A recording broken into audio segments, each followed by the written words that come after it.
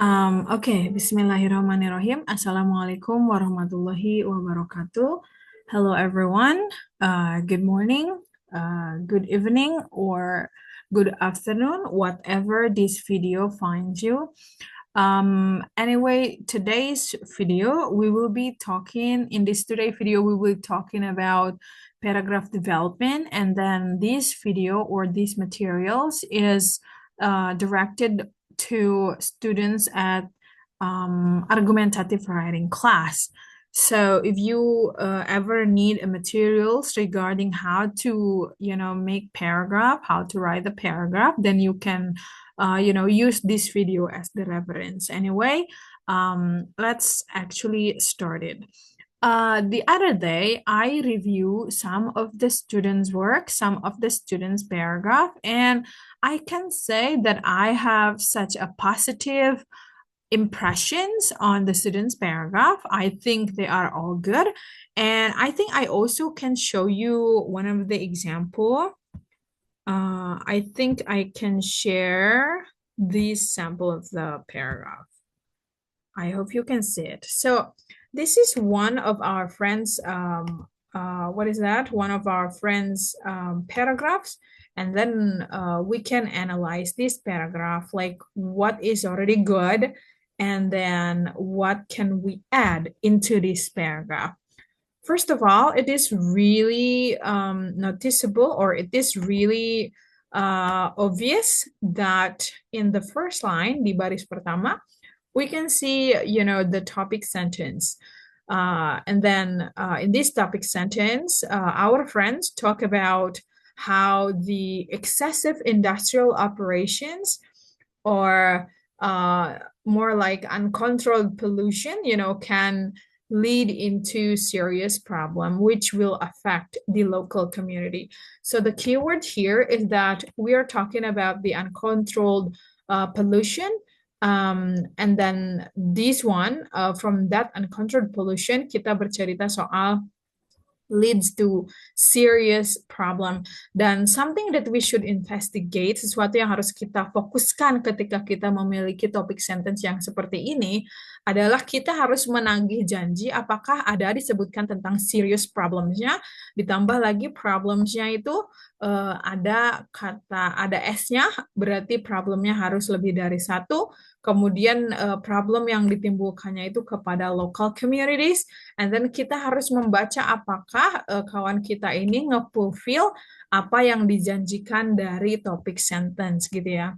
So, some studies, ini bagus, sudah menyebutkan kata some studies, tetapi kalau kita menggunakan argumentative writing, di mana tujuannya untuk memiliki convincing arguments, then I think you also have to provide who studies, that you are talking about. Siapa authornya, siapa researchernya, gitu. Jadi kalau kita, khususnya misal dalam kasusnya bikin skripsi, ketika kita bilang some studies, tetapi di sini tidak ada nama, itu kita tidak bisa claim sebagai convincing arguments, right?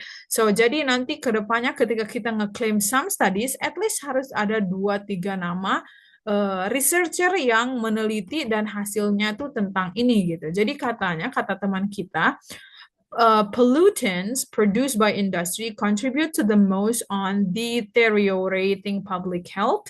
Jadi ini efek yang pertama, katanya itu akan terhadap kesehatan masyarakat. Kenapa kok bisa kesehatan masyarakat? Karena katanya factories and mine release harmful substances into the air, like carbon dioxide, sulfur dioxide, and carbon monoxide coming from industries causes air pollution. Kemudian di sini pollution ini menyebabkan ini nih masalahnya kesehatannya ini. Ini bisa kita sebut sebagai detailnya ya. Kemudian selain itu factories ini karena ngebuang limbahnya ke river, sehingga akan menyebabkan penyakit gitu ya, seperti apa-apa gitu di sini tuh ya. Nah, tetapi di sini kalau kita lihat kan memang highlight dari paragraf ini tuh sebenarnya masalahnya tuh hanya masalah kesehatan gitu ya. Dan if you are interested to make your paragraph more specific, jadi nanti kalian di topik sentence-nya kalau misalkan isinya tentang masalah terhadap kesehatan, kalian juga bisa spesifikkan can lead to serious health problem, misalkan gitu. Supaya isi dari supporting detail ini memang merefleksikan apa yang dijanjikan dalam topik sentence begitu. Tapi satu hal yang bisa kita appreciate dari paragraf ini adalah topik sentence sudah clear, dia disimpan di apa namanya kalimat pertama dari paragraf, di mana kata ahli bahwa mature writer apa namanya penulis yang bagus ini dia mampu menyimpan topik sentence di awal, dan di dalam topik sentence itu di dalam paragraf itu dia hanya bercerita tentang sesuai dengan apa yang dijanjikan dalam topik sentence. Intinya satu topik sentence apa namanya satu topik satu paragraf gitu. Nah, itu satu. Jadi si supporting detailnya sudah mulai mengarah kepada apa namanya topik sentence, which is good. Kemudian mungkin kita harus berkenalan hanya sedikit tentang teorinya, dan mudah-mudahan kawan-kawan bisa menjadikannya sebagai apa namanya something that actually can help you, ya.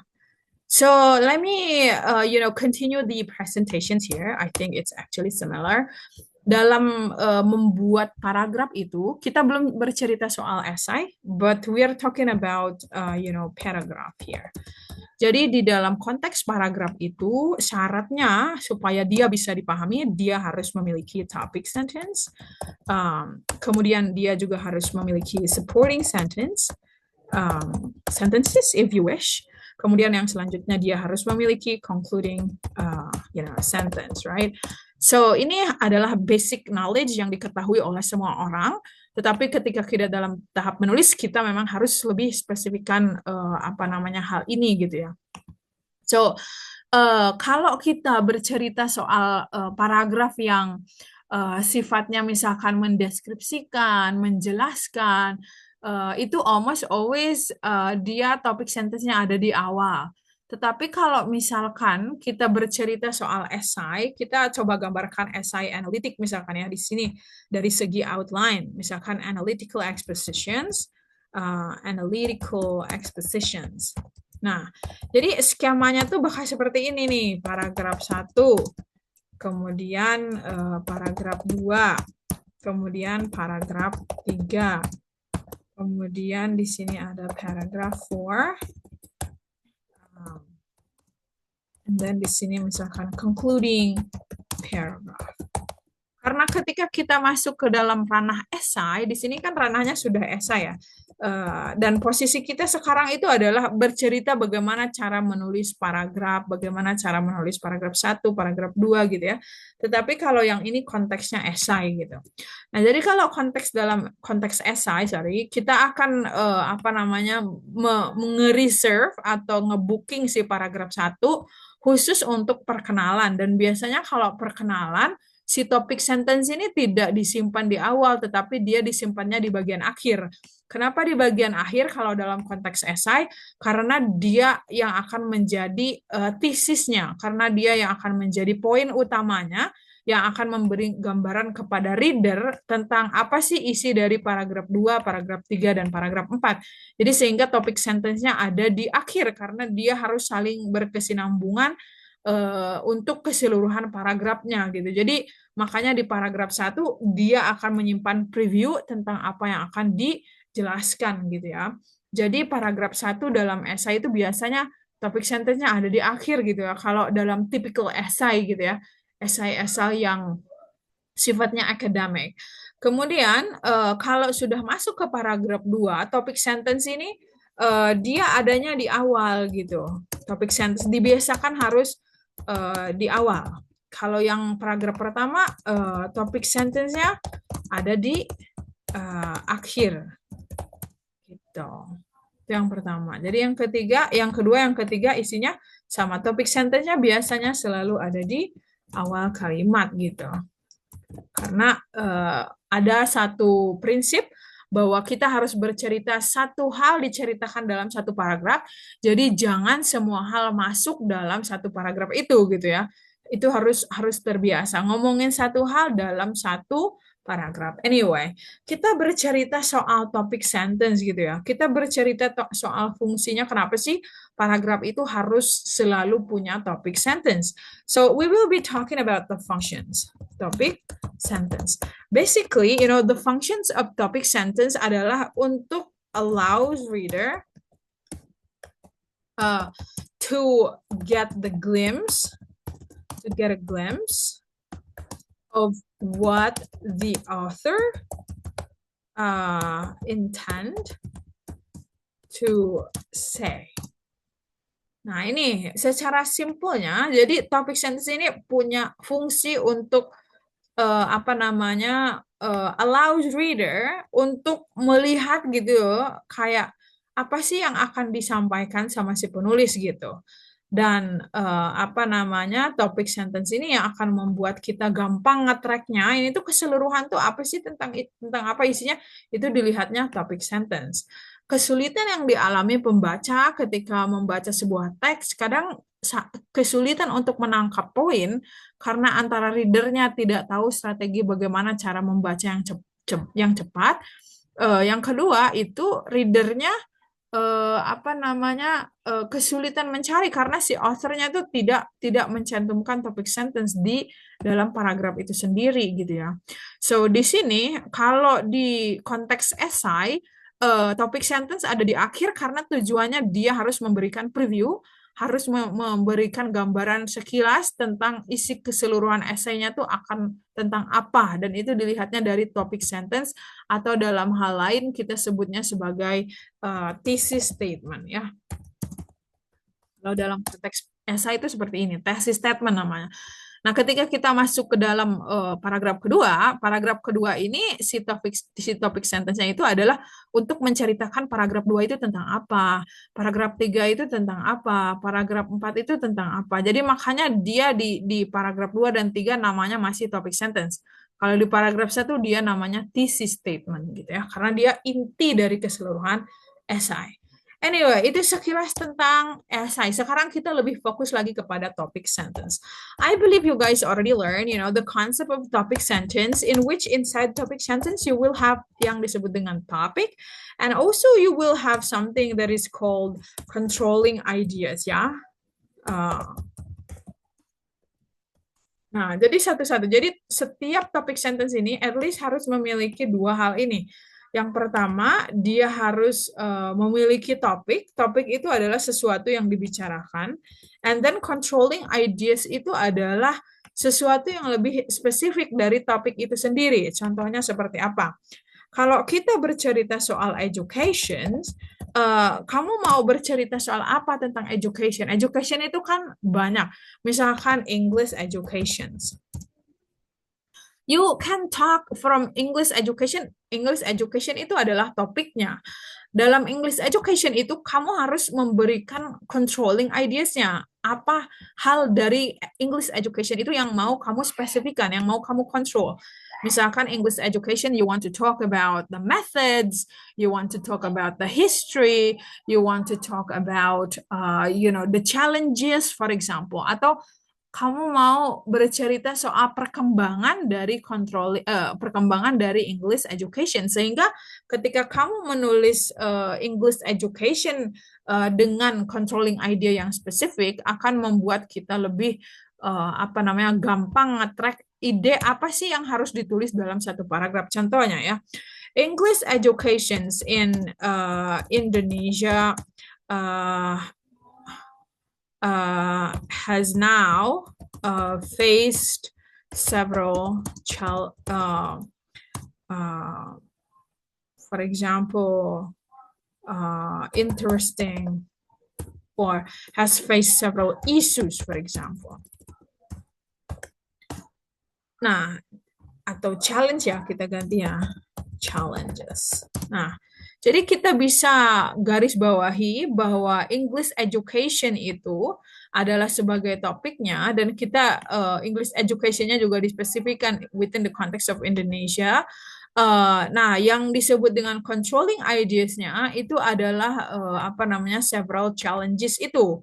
Kenapa dia disebut controlling ideas? Karena yang akan kita bahas itu several challenges-nya itu apa namanya dari English education itu adalah challenge-challenge-nya. Jadi di dalam paragraf ini kita tidak bisa bercerita soal apa namanya manfaat misalkan atau kita bercerita soal history gitu ya. Tetapi akan lebih make sense jika kita memang fokus kepada controlling idenya itu gitu ya. So, kita di sini harus menggarisbawahi bahwa challenge yang dimaksud ini ada several, berarti dia harus lebih dari satu gitu ya. Jadi ketika kita nanti menuliskan challenges-challengesnya, kita bisa uraikan lebih dari satu. Nah, ketika kita membuat topik sentence itu, kalau kalian hanya punya argumen bahwa misalkan challenges-nya itu semuanya tentang guru, apa namanya, kalian bisa lebih spesifikkan controlling ideas-nya. Misalkan English education in Indonesia has now faced several challenges, particularly from teacher side. Kalau isinya memang tentang teacher, tetapi kalau isinya general, misalkan challenges-nya itu datang dari teacher yang kurang paham terhadap methodology, for example, atau misalkan students yang masih hesitant, misalkan itu bisa diumumkan atau bisa digeneralkan seperti ini gitu ya. Nah, jadi bisa kita lihat bahwa dalam topik sentence itu dia harus memiliki topik, dia harus memiliki controlling ideas gitu ya. Kalau dalam konteks menulis academic paper, kawan-kawan itu dibiasakan tidak menulis di awal paragraf itu tidak langsung menulis kata-kata ahli gitu, tetapi kalian harus terbiasa menggunakan topik sentence. Ahli itu nanti kita simpannya di bagian supporting detail. Oke, ini TS ya, topik sentence. Nah, kita ada janji, ada promise di sini, topik sentence yang harus kita penuhi itu bahwa kita harus menceritakan challenge-nya tuh apa saja, dan dia harus lebih dari satu. Untuk supaya tulisan kita lebih terstruktur, kita harus menggunakan conjunction, dan kalau kalian misalkan familiar dengan conjunction, salah satunya ada kata first misalkan ya, atau kata yang lainnya misalkan ya. Nah, apa namanya? Misalkan ini first of all since it was first introduced as a foreign language,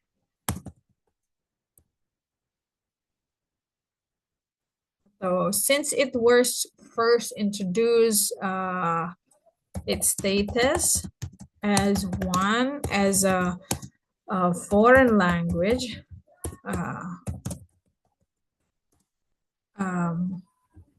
English is claimed as or no, it's too general. I can't think of anything. Maybe we can try it one more. First of all, many teachers at school, for example, still struggle to use appropriate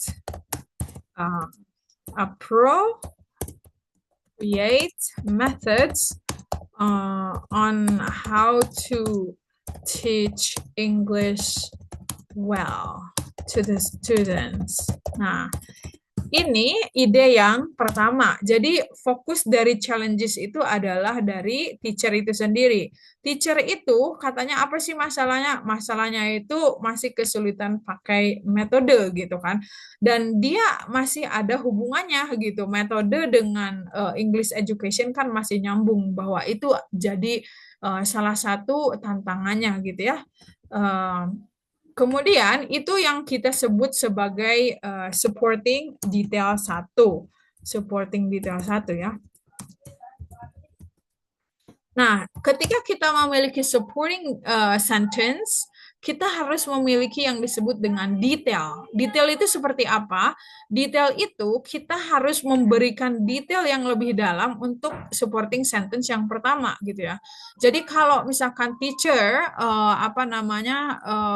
masih menghadapi kesulitan dalam menggunakan appropriate methods, jadi kita bisa ini apa namanya bisa mendetailkan si hal ini bisa dengan menggunakan research, for example, hasil misalkan Tony, for example, 2023, aduh berisik sebentar.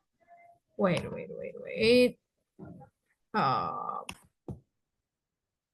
Silakan. Tony, 2023, for example, explains that teachers at school still have a lack of understanding of the techniques to teach English. So we can say that this one is the detail yang supporting sentence ke satu. Jadi si detail ini ngeelaborasi atau mengkonfirmasi bahwa betul supporting sentence yang ini tuh memang ada backupnya, yaitu menggunakan research. So we can use like research, we can use statistic, we can use expert theories, for example, bla bla bla misalkan ya. Nah, jadi itu yang disebut dengan detail. Kemudian kita bisa maju kepada supporting sentence yang kedua. Second, for example, the challenge in English teaching, in English education, is not only coming from the teacher, but also from the students who have been showing the resistance, misalkan ya, resistance to use English in the process of their learning, misalkan itu ya. Nah, jadi inti dari supporting sentence yang kedua ini adalah hal yang berbeda, yaitu challenge-nya itu datangnya dari students gitu ya, yang students itu bukan struggle menggunakan metode, tapi si students yang masih ragu-ragu gitu ya, yang nggak mau gitu pakai bahasa Inggris ketika dalam proses pembelajaran gitu. Nah, ini bisa kalian berikan detail. Ini detail ya. Saya kasih detail. Ini juga bisa kalian berikan detail yang harus nyambung kepada supporting sentence yang kedua. Jangan detail untuk ke yang ke satu gitu, karena sudah kelewat kalau itu mah gitu ya. Students misalkan ya, students often feel embarrassed even start, for example, or they don't really participate in the process of learning.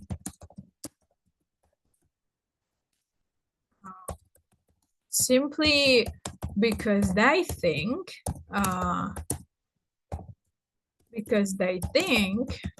English is misalkan too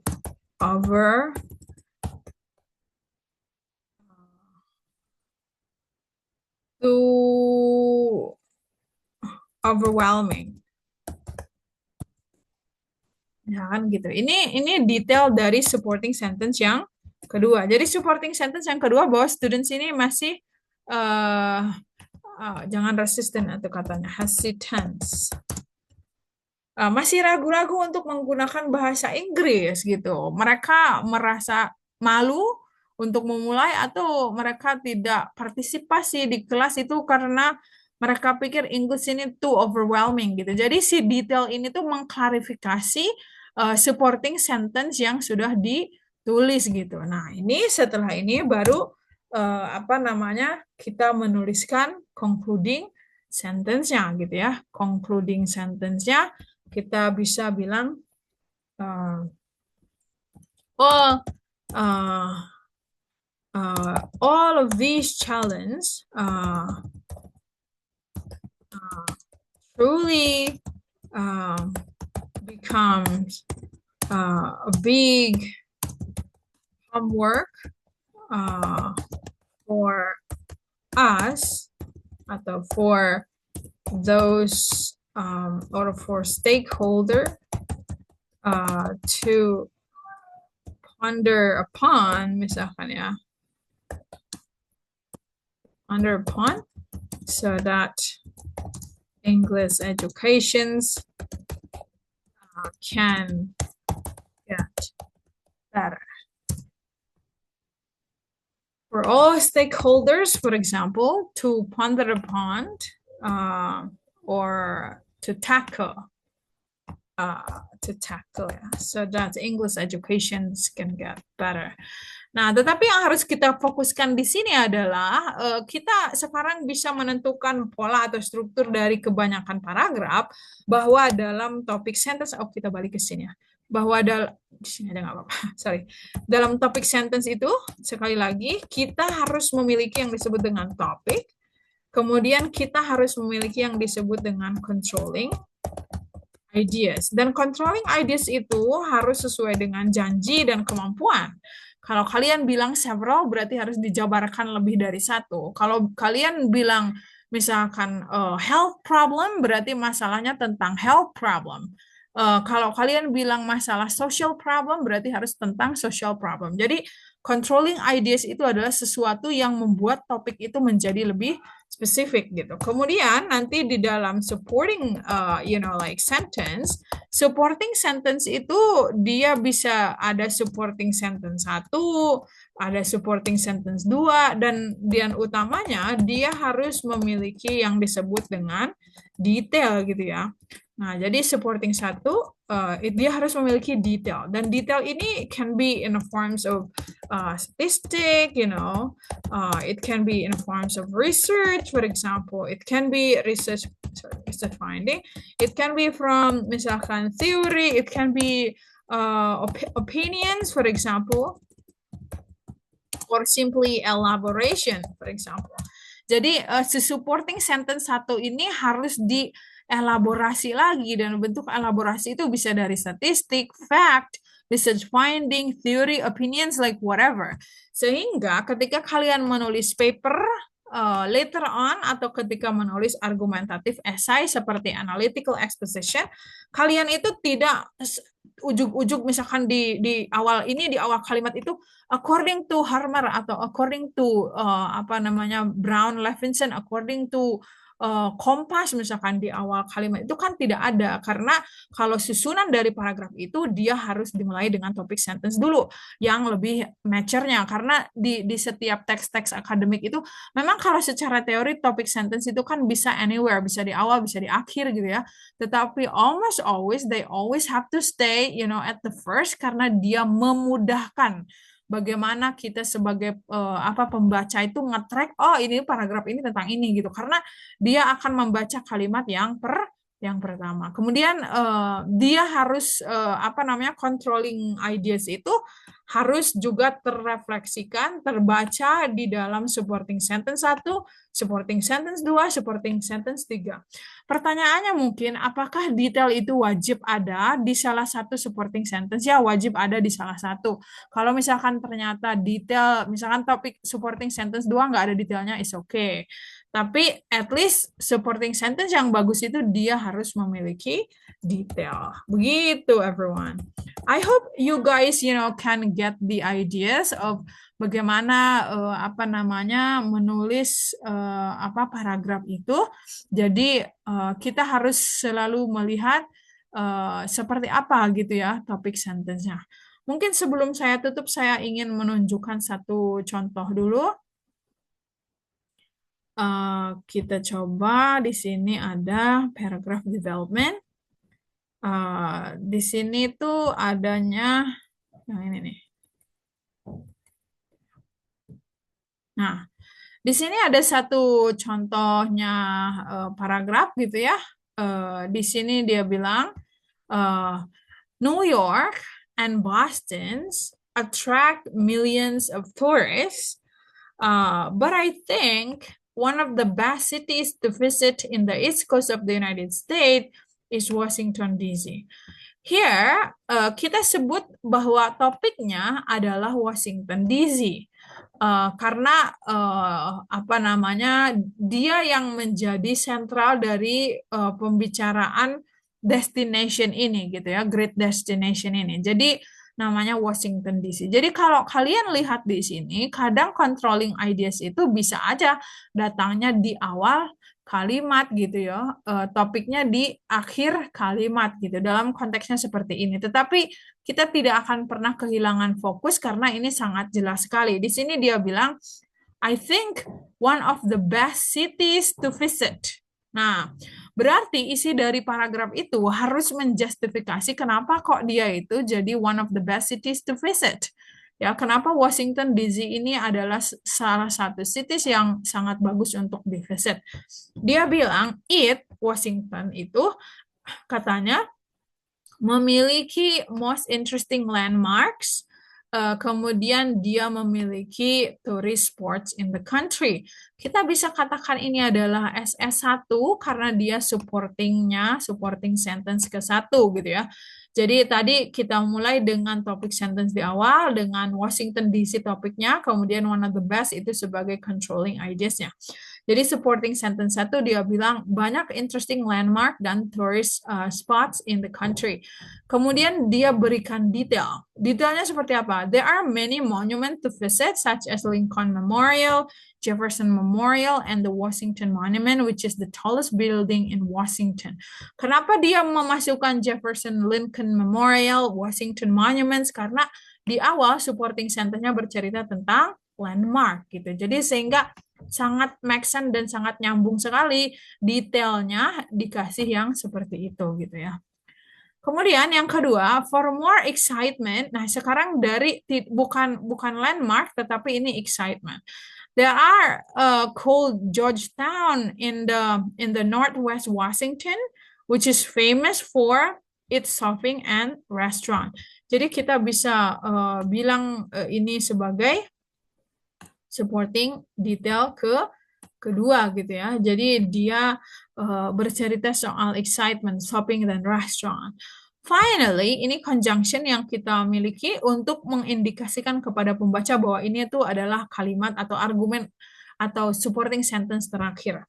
There is the White House store. Ini nih, there is a White House store. Ini bisa kita katakan sebagai SS ketiga. Jadi supporting sentence ketiga kita bisa baca detailnya. On this tour, dia elaborasi, the guides lead visitors to walk through many of the rooms in the White House and views the home of the President of the United States, gitu kan. Nah, di akhir ini concluding sentence, di mana dia mengkonklusikan kembali apa yang sudah di state sebelumnya dengan menggunakan sinonim, gitu ya. Jadi di sini kita memiliki detail. Kalau kita pay attention kepada analisa dari paragraf ini, kita bisa lihat bahwa supporting sentence yang kedua ini tidak memiliki detail, and that's okay. Kita masih memiliki pemahaman yang sangat cukup tentang paragraf ini. Kita bisa sampaikan paragraf ini tuh sangat berkaitan satu sama lain karena antara supporting sentence-nya dengan detailnya itu nyambung satu sama lain gitu ya. Kemudian ada proses elaborasi. Akan sangat bagus kalau kalian memiliki supporting sentence misalkan 3, kalian juga at least memiliki satu-satu detail, misalkan detail untuk supporting 1, detail untuk supporting 2, detail untuk supporting 3, seperti itu ya. Untuk yang harus kalian lakukan di pertemuan selanjutnya, kawan-kawan harus mencoba membaca tentang analytical exposition, harus mulai membaca esai analytical exposition. Apa itu analytical expositions? Seperti apa strukturnya gitu, harus apa. Nah, nanti pengetahuan ini kita akan kita akan apply dalam menulis paragraf yang ada di dalam esai gitu ya. Jadi kita belajar dari part-partnya dulu, belajar bagaimana cara bikin paragrafnya, nanti kita combine pengetahuan itu dengan pengetahuan tentang analytical exposition. Itu tugas yang pertama, kalian harus membaca analytical exposition. Yang kedua, kalian harus coba memahami isi dari video ini meskipun agak panjang sebenarnya, tetapi silahkan kalian coba untuk pahami. Nanti ketika kita bertemu, saya akan konfirmasi kembali tentang apa itu bagaimana cara menulis paragraf itu gitu loh. Harus apa yang ada di dalam paragraf development gitu supaya kita memiliki paragraf yang nyambung satu sama lain. Segitu aja everyone for now. I'm sorry I'm using Indonesian like most of the time. Tapi karena ini konsep dan harus ditangkap sehingga menggunakan bahasa Indonesia. Thank you very much for watching the videos. Please let me know your thoughts about today's materials. Thank you very much. Assalamualaikum warahmatullahi wabarakatuh. Have a good day.